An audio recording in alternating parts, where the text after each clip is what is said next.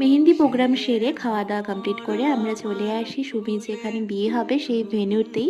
সেখানে যে লজিং আছে সেখানেই আমাদের থাকার ব্যবস্থা করা হয়েছিল। Hi everyone, welcome to the another mini blog. তো আজকে হলো সুমির সেই বিয়ের দিন, তো বিয়ের সকাল। তো এই হলো আমাদের আউটফিট আজকে হলদির। তো এখানে জল ভরে আসার পর আমি সাথে সুমি সবাই মিলে পুরা জোর কদমে চলে নাচানাচি।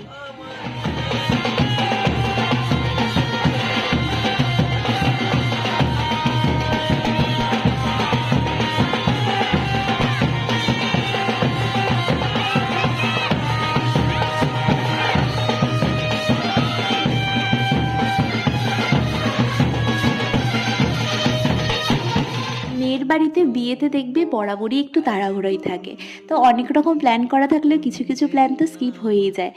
তারপর চলে এসেছিল এই যে গায়ে হলুদের তত্ত্ব ছেলে বাড়ি থেকে, আর এখানে সুমিও একদম সুন্দর করে সেজে রেডি হয়ে বসে পড়েছে। এখন চলছে ওর গায়ে হলুদের পর্ব। তো তোমাদের সাথে একটু কথা শেয়ার করি। তো ক্যামেরাম্যানদের উদ্দেশ্যে করেই কথাগুলো বলছি।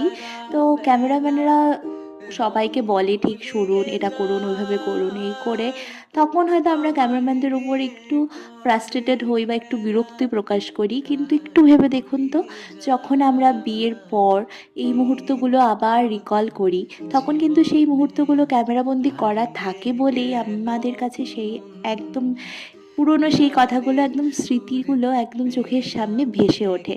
আর তারা যদি সেই মুহূর্তগুলোতে এত স্ট্রাগল করে আমাদের সুন্দর সুন্দর ক্লিপস না নিত, তাহলে কি সেটা পসিবল হতো?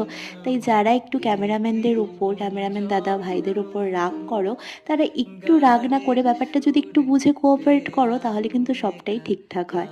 তো যাই হোক, এখন চলছে সুমির গায়ে হলুদ। দেখতে ভারী মিষ্টি লাগছিল, আর মিষ্টি একটা মেয়ে তার আবার গায়ে হলুদ, তো অসাধারণ তো লাগবেই। আর এখানে এই যে ভাইরাল পোস্ট, যেটাকে না গাঁদা ফুল ছুঁড়ে, আর সেটাকে বারবার রিটেক করা হচ্ছিল, তো ফাইনালি একটা সাকসেসফুল ফটো পাওয়া গেছে। তো এই সমস্ত কিছুটা কিন্তু খুব ভালোভাবেই হয়েছিল। তারপর ওর স্নান করানো হয়।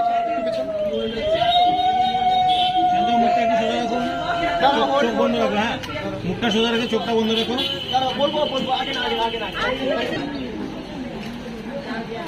সাইড দিয়ে বসে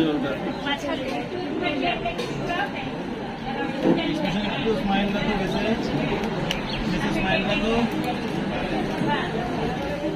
তারপর ব্রাইড আইবুড়ো নাম ঘুচিয়ে সোজা চলে যায় রেডি হতে, আর আমরাও খাওয়া দাওয়া কমপ্লিট করে সোজা চলে যাই ফুলের দোকানে। তো আজকে যে সাজটা সাজবো ভেবে রেখেছি, তো তার জন্য কিছুটা ফুল কিনে নিই। আর তারপর চলে আসি ভেন্যুতে, আর ভেন্যুতে তখনও ও